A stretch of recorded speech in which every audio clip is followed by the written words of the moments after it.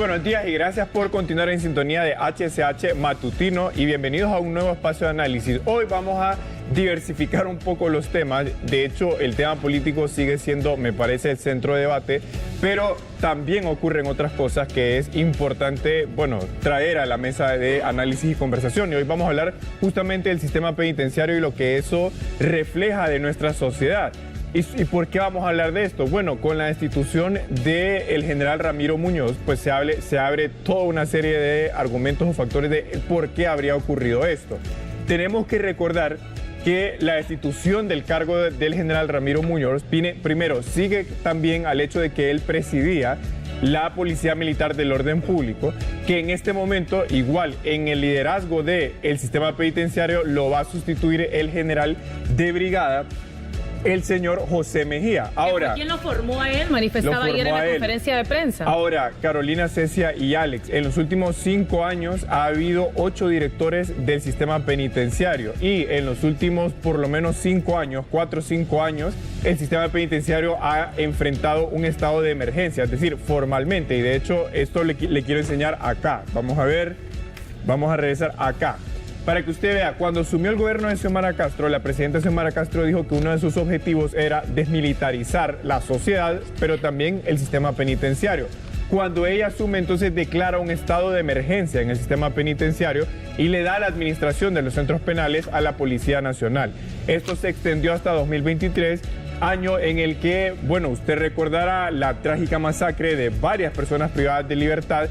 Le da paso a que la administración de los centros penitenciarios en el país se le da a la Policía Militar del Orden Público. Es decir, se vio en ese momento que el objetivo de desmilitarizar la sociedad, pero en este caso los centros penales, no se iba a lograr tan fácilmente. En ese momento entra la Policía Militar como una especie de comisión interventora. Ahí entra el general Ramiro Muñoz en la gestión de los centros penitenciarios y de hecho en diciembre de 2024 fue la última extensión del estado de emergencia de los centros penales hasta diciembre de 2025. Dicho esto, entonces, si volvemos acá atrás, porque cuando se habla de las cárceles, probablemente usted escucha Támara, Santa Bárbara, El Paraíso, pero todo esto tiene una estructura jerárquica. Hay un Instituto Nacional Penitenciario que, como usted mira en pantalla, básicamente es el que gestiona los centros penales. Pero en el sistema penitenciario no solo hay centros penales, hay centros preventivos y también establecimientos especiales, por ejemplo, centros psiquiátricos o centros preventivos que idealmente son los que tienen que albergar a las personas que no tienen una condena. Pero vean ustedes el dato que presenta Naciones Unidas. De la población penitenciaria del país, más o menos el 50% no tiene condena. Entonces, realmente los centros penales sirven en buena parte, si no decir por la mitad de la gente que está ahí, para albergar personas que todavía no tienen condena, lo cual evidencia, los grandes desafíos que tiene el sistema de justicia y el sistema carcelario. Ahora, en el país hay alrededor de 26 centros penales, pero el más poblado a este año, según la Secretaría de Derechos Humanos, todavía es el Centro Penal de Támara, que tiene alrededor de 4.500 personas. Y vean ustedes, del total de personas privadas de libertad, que son más o menos 20.000 si lo redondeamos, 6.300 son jóvenes entre 18 y 30 años. Entonces esto también le transmite a usted, la dificultad que enfrenta la juventud, que en muchos casos al no ver oportunidades de trabajo, la delincuencia se vuelve un medio para sostenerse. Ahora, parte del análisis que yo traigo aquí hoy, compañeros y compañeras, es que cuando hablamos de la destitución del general Ramiro Muñoz, y para poner eso en contexto, primero hay que recordar que el sistema penitenciario, como lo dije, estaba en un estado de emergencia, pero que en el país también hay un estado de excepción. Eso quiere decir que la gestión de la seguridad en el país pasa por la policía, por las Fuerzas Armadas, que en una democracia funcional las Fuerzas Armadas no tendrían que intervenir en asuntos de seguridad, pero por situaciones extraordinarias en Honduras eso ocurre. Pero encima de eso, tienen que hacer tomar mano de un estado de excepción y un estado de emergencia en los centros penales.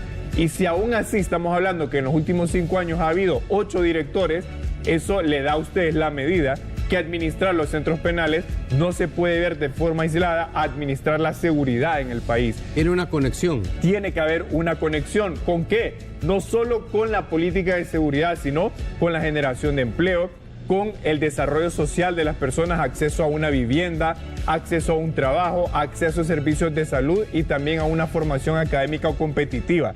Y voy cerrando con esto. El Banco Mundial, cuando usted, Alex, escucha el Banco Mundial, ¿a qué se dedica el Banco Mundial cuando uno escucha a esa institución en general? Financiamiento. Pues. Cuestiones de financiamiento.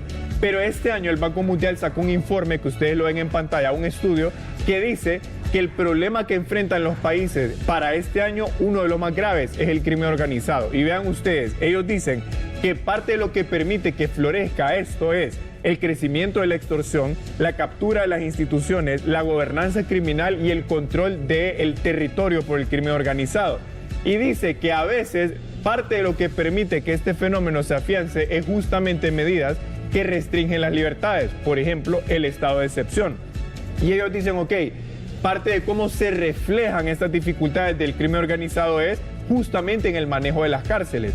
Y vean este gráfico, que con esto cierro este análisis de hoy. Según el Banco Mundial, Honduras está entre los países latinoamericanos que más impacto tienen o sufren por el crimen organizado. Pero si vemos esta otra gráfica, Honduras es donde está la parte roja, la flecha roja, ¿ok? ¿Qué pasa entonces entre los niveles de hacinamiento? Es decir, Honduras, si bien está entre los países con más penetración de crimen organizado, pero no es el país que más penetración tiene de crimen organizado, pero no es de los países con mayor hacinamiento. De hecho, ustedes ven a la derecha está El Salvador. Entonces, ¿qué pasa? Que si bien Honduras no es de los países con más hacinamiento en las cárceles, que aún así sí lo tiene, pero sí es de los países con más penetración del crimen organizado. ¿Qué implica esto? Que hay que tener una visión integral de cómo gestionar el crimen organizado. Ahí entran los centros penales. Y el problema, compañeros, es que este es un país donde todos los días tenemos volatilidad política y corrupción. Entonces, si nuestras prioridades siguen siendo esas, evidentemente no vamos a tener una gestión adecuada de la seguridad, del crimen organizado y por ende de los sistemas penitenciarios. Entonces, la destitución del general Ramiro Muñoz, desde mi punto de vista, tiene que verse integralmente. Obviamente hay cuestiones y puede haber cuestiones políticas de por medio, pero eso le evidencia a usted que si la política sigue siendo parte de, y me refiero a la política partidaria, de cómo se gestiona la seguridad, el sistema penitenciario no va a mejorar en su funcionamiento. Así que gracias, Cecia, Carolina y Alex. Este es un tema que seguramente va a continuar y nosotros le vamos a dar seguimiento. Así que buenos días. Gracias, Rafa.